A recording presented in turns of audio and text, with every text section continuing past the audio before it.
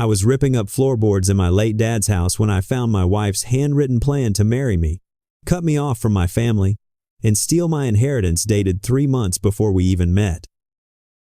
So I'm 39, name's Ignacio. 2 months ago, I was renovating my dad's place in Portland. He died last year, pancreatic cancer, and the house had just been sitting there because none of us could deal with it. I was alone, upstairs bedroom, ripping up this old hardwood that was completely shot. And there's this loose board. I pull it up and there's an envelope underneath. Which, okay, that's weird. But also, this house is from 1952, so finding random stuff in the walls isn't that crazy. But then I see the date written on it in Sharpie. The 14th of March 2014. That's 3 months before Emily and I got engaged. 6 months before Dad got diagnosed. I almost didn't open it. Had this gut feeling. But I did anyway. Obviously. First page, top, in Emily's handwriting. The Medina Inheritance Plan. And then it's like reading a business proposal. Except the business is marrying me. There's this whole section about establishing trust through caregiving when the father gets sick. Not if, when. Like she knew. Then stuff about creating distance between Ignacio and siblings through small conflicts and position myself as his only reliable family member. There's a whole paragraph about pushing for marriage before estate settlement to secure spousal legal rights. Power of attorney. Asset transfers. Timeline for divorce after 10 years to maximize marital property claims. I sat on that floor for probably 2 hours, just reading it over and over. And the thing is, my brain immediately started making excuses. Like maybe this was some weird creative writing thing. Maybe it was a draft for a story she never told me about. Maybe it was, I don't know, anything else. But I knew. You know when you know. I started thinking about stuff. Specific things. Like how Emily showed up at the house the day after Dad got diagnosed. We'd only been dating 4 months. And she brought groceries, made dinner, sat with him while I cried in the bathroom. I remember thinking, this is it. This is the person. Now I'm thinking about how she'd asked me, maybe a week before. Super casual. How close are you with your siblings? And I'd told her about the family dynamics, about Dad's estate planning, because why wouldn't I? I trusted her. God, the wedding. 2 months after diagnosis, she starts talking about not waiting. Life's short, Ignacio. Your dad might not have much time. Let's just do it. And I thought it was romantic. Thought it meant she loved me so much she couldn't wait. It was step 3. Then there's the power of attorney thing. 6 months in, Dad's getting worse, and Emily sits me down one night. You're too emotional right now, she says. Let me handle the medical decisions. You shouldn't have to carry that. I actually cried, hugged her, told her I didn't deserve her. Signed it over the next day. And my sister Rachel stopped visiting maybe 8 months after the wedding, called me once, said Emily said something that really hurt me and I just need some space. I asked Emily about it. She got teary, said Rachel had accused her of being fake and only interested in the family money. Said it was jealousy, that Rachel always wanted to be the favorite daughter-in-law even though she wasn't married. I chose Emily's side. Told Rachel she was being unfair. We didn't talk for a year. My brother Mark? Same thing. Different details? Same result. He said I was different after I got married. That Emily was manipulating me. I cut him off. Thought he was the problem. All of it was in the plan. Isolate from siblings. Check. The thing that made me feel physically sick though? The medication schedule. Dad's last 2 weeks, he was on strict pain management. Every 6 hours.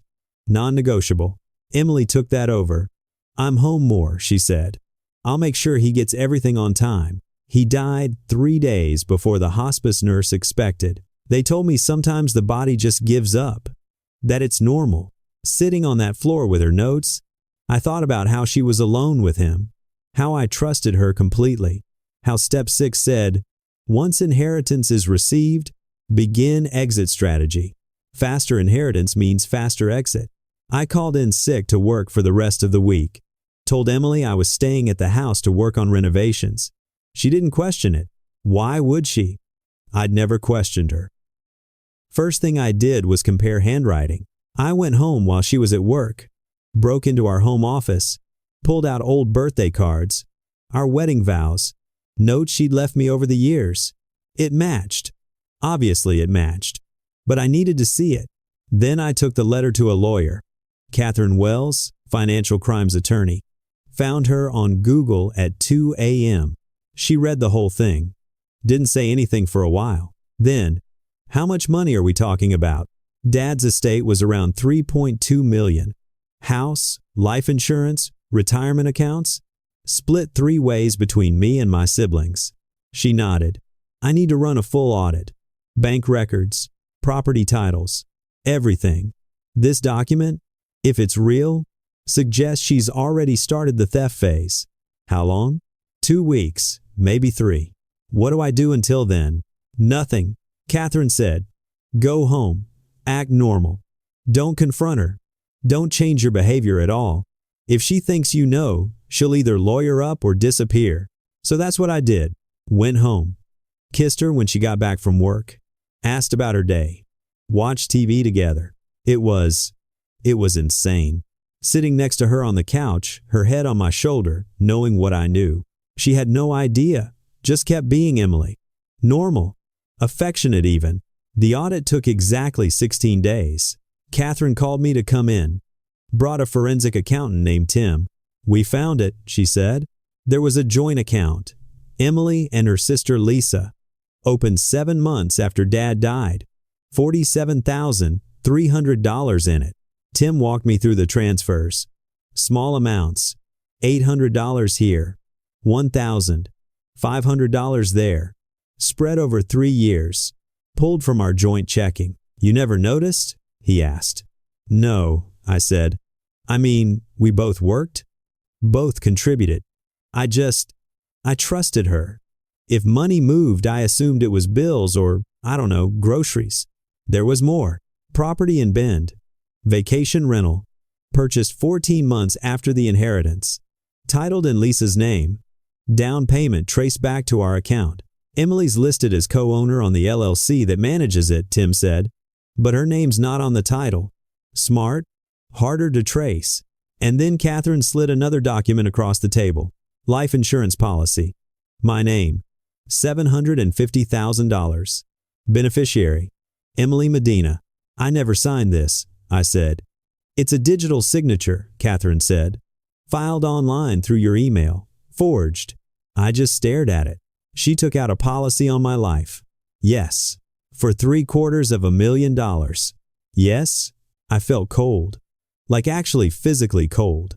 People don't usually take out policies that size unless, Catherine paused, unless they're expecting something to happen. Catherine had more. Always more. Private investigator report on Emily's background. Stuff I didn't know.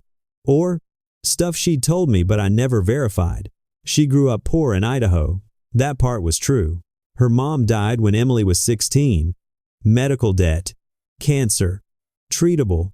But they couldn't afford the treatment. Her dad remarried fast. Cut Emily out of his will. Left everything to the new wife and her kids. Emily worked her way through community college. 3 jobs. Slept in her car sometimes. The PI found an old blog. Deleted years ago but archived. One entry from 2011. I will never be poor again. I will never watch someone die because of money.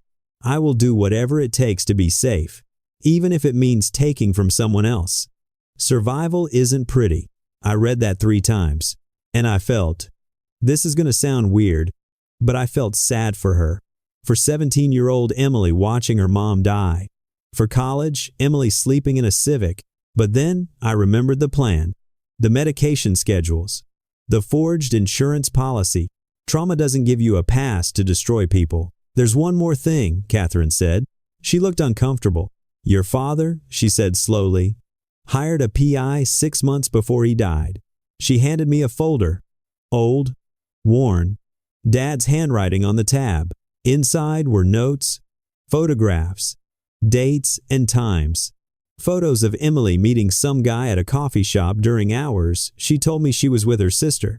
The guy turned out to be a financial planner. Not an affair. Worse. Planning. Medical notes. Dad had documented every time his medication was late. Supposed to receive 2 p.m. Received 5:45 p.m. Asked Emily where pills were. She said she gave them to me. I know she didn't. Memory is sharp. Pain is worse. There were 5 entries like that. And then, at the bottom of the folder, a thumb drive. Catherine plugged it in. Opened an audio file. For Ignacio. Hit play. Dad's voice. Ignacio, he said. And I had to stop. Had to pause it. Because hearing his voice again, it broke me. Catherine gave me a minute. Then I nodded. She hit play again. If you're hearing this, I'm gone. And you found everything. Son, I'm so sorry. I wanted to be wrong about Emily. I really did. But I started noticing things. Small things. The way she'd ask about the estate. The way she'd insert herself between you and your siblings. So I hired someone. And I found her plan. The original. From before you two even met. I don't know where she hid it, but I'm guessing under the bedroom floorboards. Because that's where I left this message. I documented what I could. The medication delays. The meetings. I know she's setting something up. I think she might be slowing down my treatment. Making sure I don't last as long as I could. I'm not afraid of dying, Ignacio. I've made my peace. But I'm afraid of what she'll do to you after I'm gone. So I'm leaving you this. Proof. Protection. Don't blame yourself. You have a good heart. She saw that and used it. That's on her, not you. Protect yourself. Fix things with Rachel and Mark. They love you. So do I. Always. The file ended. I couldn't talk. Just sat there. Crying. Catherine let me cry. Didn't say anything. Just waited. Finally I looked up.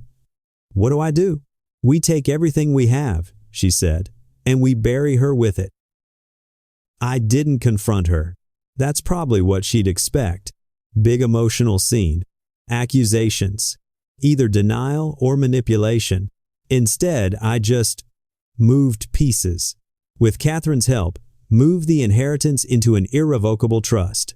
Me, Rachel, Mark. Protected from any future claims. Revoked Emily's power of attorney. All of it. Medical, financial, everything. Froze the hidden account. Submitted the insurance fraud to the state. Sent copies of everything to the DA. Took 3 weeks. 3 weeks of going home, having dinner, watching Netflix, sleeping next to her. Hardest thing I've ever done. Then Emily started acting weird. Not suspicious weird. Overly sweet weird. Making my favorite meals. Suggesting we take a trip. Being extra affectionate. We should reconnect, babe. We've been so distant lately. She could feel something. Didn't know what, but she knew something shifted. Then one night she sat me down. Ignacio, we need to talk. Okay. I think we've grown apart. And maybe we should think about separating. Before things get worse. You want a divorce? I want us both to be happy, she said. Perfect sad face. And I think we could do this gracefully. Mediation. No lawyers. Split things fairly. Stay friends. Split things fairly. She was trying to cash out before I caught on. Okay, I said. Mediation sounds good. She looked relieved. I'm glad you're being mature about this. Yeah, I said. Me too. Mediation was 2 weeks later. Emily showed up with a list. Typed. Color-coded. She wanted the house. Half of all bank accounts. Half of my inheritance, which she argued was marital property. Alimony for 6 years. Very organized. Very reasonable sounding. The mediator, this woman Susan, looked at me. Mr. Medina, any initial response? Yeah, I said. I pulled out the letter. Slid it across the table. This is something my wife wrote in March 2014. 3 months before our engagement. It's a step-by-step plan to marry me, steal my inheritance, and divorce me. Everything she just asked for? She wrote it down 10 years ago. Emily's face went blank. Not shocked, not guilty. Just blank. Like a system crash. I don't know what that is, she said.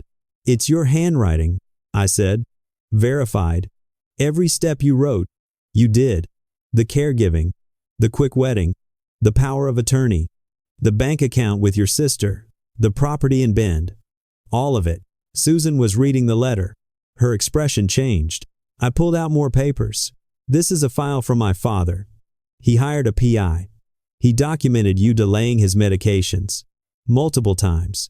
He suspected you were, in his words, helping him die faster. That's insane, Emily started. This is a life insurance policy taken out on me 2 years ago, I continued, for $750,000. I never signed it. It's forged. You're the beneficiary. Susan stopped reading, just looked at Emily. And this, I said, and my voice cracked a little, is a recording my father made for me before he died, explaining everything. I hit play. Dad's voice filled the room. Every word, every warning, every piece of evidence. When it ended, nobody spoke. Susan looked at Emily, then at me. I'm terminating this mediation, she said. Mrs. Medina, you need a criminal defense attorney. Mr. Medina, I assume law enforcement has this? Copies delivered last week, I said. Emily just sat there, not crying, not defending herself, just sitting. Ignacio, she finally said. Quiet. I can explain. No, I said. You can't. I stood up. Left.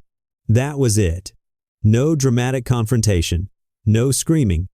Just over. Legal stuff took 8 months. Emily took a plea. 3 years probation. Community service. Full restitution. Restraining order. No jail time. The manslaughter thing was too circumstantial.